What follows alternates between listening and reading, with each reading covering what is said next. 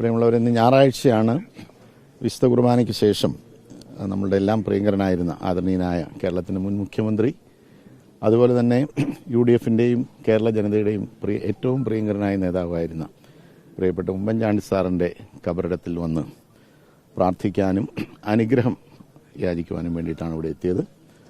ഞങ്ങൾ ദേവാലയത്തിൽ കയറി പ്രാർത്ഥിച്ചു. അതിനുശേഷം ഉമ്മൻചാണ്ടി സാറിൻ്റെ കബറിടത്തിൽ വൃത്ത് സമർപ്പിച്ച്, എന്നോടൊപ്പം നിങ്ങൾ കാണുന്ന പോലെ പ്രിയപ്പെട്ട ഉമ്മൻചാണ്ടി സാറിൻ്റെ മകൻ പ്രിയങ്കരനായ ചാണ്ടി ഉമ്മനും, അതുപോലെ പ്രിയപ്പെട്ട ശ്രീ മോൻസ് ജോസഫ് MLA, മറ്റ് ആദരണീയരായ നേതാക്കന്മാരെല്ലാവരുമുണ്ട്. നമ്മൾ ഒരു വലിയ നിർണായകമായ ഒരു തെരഞ്ഞെടുപ്പ് പ്രവർത്തനത്തിലേക്ക് കടക്കുകയാണ്. എല്ലാവർക്കും അറിവുള്ളതുപോലെ ഞാൻ മറ്റു രാഷ്ട്രീയ കാര്യങ്ങളിലേക്കൊന്നും കടക്കുന്നില്ല. നമ്മുടെ രാജ്യത്തെ സംബന്ധിച്ചിടത്തോളം ഏറ്റവും നിർണായകമായ ഒരു തെരഞ്ഞെടുപ്പാണിത്. ഉമ്മൻചാണ്ടി സാറിനെ പോലെ ഏറ്റവും നമുക്കെല്ലാവർക്കും അറിയാം, ജനാധിപത്യത്തിൻ്റെ എല്ലാ മൂല്യങ്ങളും കാത്തു സൂക്ഷിച്ചുകൊണ്ട് പ്രവർത്തിച്ച ഒരു ജനനേതാവ്. ജനാധിപത്യ മൂല്യങ്ങളാണ് ഏറ്റവും വലിയ വെല്ലുവിളിയെ നേരിടുന്നത്.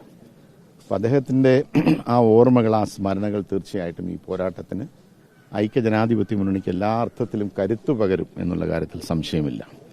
ആ കരുത്ത് ആർജിക്കാൻ വേണ്ടിയിട്ടാണ് അദ്ദേഹത്തിൻ്റെ കബറിടത്തിൽ വന്ന് ഞങ്ങൾ പ്രാർത്ഥിച്ച് അനുഗ്രഹം വാങ്ങി ഞങ്ങളുടെ ഈ പ്രവർത്തനം അതിന് തുടക്കം കുറിക്കുകയാണ്. നമ്മെ സംബന്ധിച്ചിടത്തോളം ഉമ്മൻചാണ്ടി സാറിൻ്റെ ഓർമ്മകൾ എല്ലാ കാലത്തും എക്കാലത്തും ജനമനസ്സുകളിൽ ജ്വലിച്ചു നിൽക്കും. UDFനെ സംബന്ധിച്ചിടത്തോളം ഏറ്റവും വലിയ കരുത്ത് എന്ന് പറയുന്നത് അദ്ദേഹത്തിൻ്റെ ഓർമ്മകളും അദ്ദേഹം പകർന്നു നൽകിയ ഏറ്റവും ലാളിത്യമാർന്ന പ്രവർത്തന ശൈലിയുമാണ്. എല്ലാവരെയും സ്നേഹിച്ച്, ശത്രുക്കളെന്നോ മിത്രങ്ങളെന്നോ രീതിയിൽ ആരെയും കാണാതെ എല്ലാ വിഭാഗം ജനങ്ങളെയും ഒന്നുപോലെ കണ്ടുകൊണ്ട്, തൻ്റെ കുടുംബാംഗങ്ങളെപ്പോലെ എല്ലാവരെയും കണ്ടുകൊണ്ട് സ്നേഹിച്ച് കടന്നുപോയ അദ്ദേഹത്തിൻ്റെ ഓർമ്മകൾ തീർച്ചയായിട്ടും ഞങ്ങളുടെ എല്ലാ പ്രവർത്തനങ്ങൾക്കും, ഐക്യജനാധിപത്യ മുന്നണി എല്ലാ പ്രവർത്തനങ്ങൾക്കും കരുത്ത് പകരും. ഈ അവസരത്തിൽ ഞങ്ങളെല്ലാവരും ഞങ്ങൾ ആ ഓർമ്മകൾക്ക് മുന്നിൽ ശിരസ് നമിക്കുന്നു. പാവനമായ ആ സ്മരണയ്ക്ക് മുന്നിൽ ആദരാഞ്ജലികൾ അർപ്പിച്ചുകൊണ്ട് ഞങ്ങളുടെ പ്രവർത്തനത്തിന് തുടക്കം കുറിക്കുകയാണ്. ആ എഫക്റ്റ് ഈ തെരഞ്ഞെടുപ്പിലല്ല, എല്ലാ തെരഞ്ഞെടുപ്പുകളിലും ഉണ്ടാകും. ഈ രാജ്യത്തെ, ഈ സംസ്ഥാനത്തെ ജനങ്ങൾ അദ്ദേഹത്തെ ഓർത്തിരിക്കുന്ന കാലം മുഴുവൻ തീർച്ചയായിട്ടും എല്ലാ തെരഞ്ഞെടുപ്പുകളിൽ നിന്നല്ല, എല്ലാ പ്രവർത്തനങ്ങളിലും അദ്ദേഹത്തിൻ്റെതായിട്ടുള്ള ഒരു സ്പർശം തീർച്ചയായിട്ടും ഉണ്ടായിരിക്കും. ഒരു കാര്യം കൂടി ചോദിച്ചത്, ഈ ചിഹ്നം സംബന്ധിച്ച അനിശ്ചിതത്വം അല്ല, അങ്ങനെയല്ല. ഞങ്ങളൊരു റെക്കഗ്നൈസ്ഡ് പാർട്ടിയല്ലല്ലോ. റെക്കഗ്നൈസ്ഡ് പാർട്ടികൾക്കാണ് ഇലക്ഷൻ കമ്മീഷൻ സ്ഥിരമായ ചിഹ്നം അനുവദിക്കും. ഞങ്ങളൊരു രജിസ്റ്റേർഡ് പാർട്ടിയാണ്. അപ്പോൾ സ്വാഭാവികമായും തെരഞ്ഞെടുപ്പ് നടപടിക്രമങ്ങളിലേക്ക് കടന്നതിന് ശേഷമാണ് ഈ അങ്ങനെയുള്ള ചിഹ്നം രജിസ്റ്റേർഡ് പാർട്ടികൾക്കും സ്വതന്ത്രന്മാർക്കും എല്ലാം ചിഹ്നം അലോട്ട് ചെയ്യുന്ന സമയത്ത് ഞങ്ങൾ ഏറ്റവും നല്ല ഒരു ചിഹ്നം സെലക്ട് ചെയ്ത് ഇലക്ഷൻ കമ്മീഷൻ അത് അനുവദിക്കാനായിട്ട് ആവശ്യപ്പെടും. ഇല്ല, അങ്ങനെ മുൻകൂട്ടി ഒന്നും പറയുന്നില്ല. കേരളത്തിലെ ജനങ്ങൾക്ക് ഈ കാര്യങ്ങളെക്കുറിച്ചൊക്കെ നല്ല ബോധ്യമുണ്ട്. ഇപ്പം ചിഹ്നം എന്ത് എന്ന് നോക്കിയല്ലല്ലോ ജനങ്ങൾ വോട്ട് ചെയ്യുന്നത്. ചിഹ്നമല്ല ഇവിടെ പ്രശ്നം. ചിഹ്നം പ്രധാനപ്പെട്ട അല്ല എന്ന് ഞങ്ങൾ പറയുന്നില്ല. ചിഹ്നത്തെക്കാൾ ഉപരിയായി നമ്മൾ എന്ത് നിലപാട് സ്വീകരിക്കുന്നു എന്നുള്ളതാണ് ജനങ്ങൾ നോക്കുന്നത്. ചിഹ്നമൊക്കെ ജനങ്ങൾ പഠിക്കും. നമ്മൾ ഒരു 1.5 മാസക്കാലത്തെ പ്രവർത്തനം വരികയല്ലേ, ഒരു 2 മാസക്കാലമുണ്ട്. അതിനിടയ്ക്ക് ഈ കാര്യങ്ങളൊക്കെ ജനങ്ങൾക്ക് വ്യക്തമാകും.